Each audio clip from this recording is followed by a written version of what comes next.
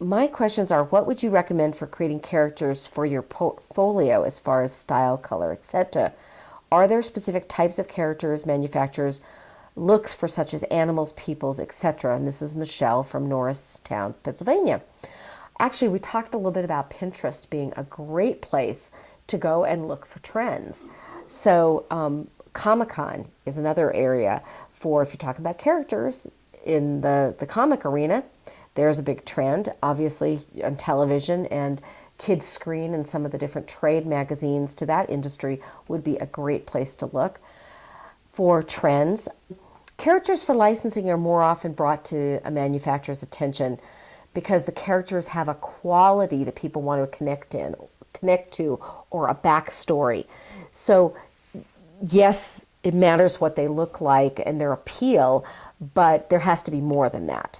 So you definitely want to think about what's trending, but also make sure that you're unique and that you've got enough of a backstory and enough exposure before you set out to try and license the characters. So people don't license as well as animals. So Charles Schulz thought that Charlie Brown was going to be, the top licensed character, but of course it was Snoopy. And there are hundreds of examples like that. Garfield, again, it's Garfield, not the guy, there's just a lot of examples, but it's usually the animals and the characters, whether they're imaginative or real or animated or whatever. The people just don't license quite as well. Of course, there are exceptions, Dora the Explorer, things like that, but think about it.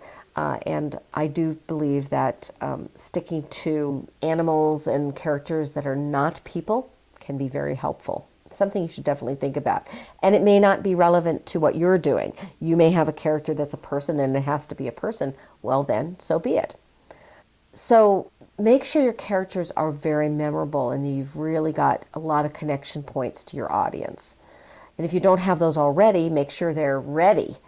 In other words, you may not have a mailing list of 100,000 people or that many people on social media, but if you know there are places you can connect to people and audiences that you're going to connect to and ways that they're going to relate, that's what's really important, because there probably is somebody who will take a chance on you if you've really got a unique character that's memorable, a great backstory, ways for somebody to relate to your character.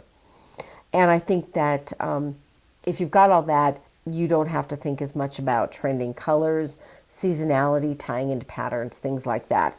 That's more if you've got a drawing or an illustration of a character and you're doing more art licensing with that image. It's more of a central image. Then you want to really think about the style, the themes, trending colors, seasonality, tying in patterns and borders and things like that.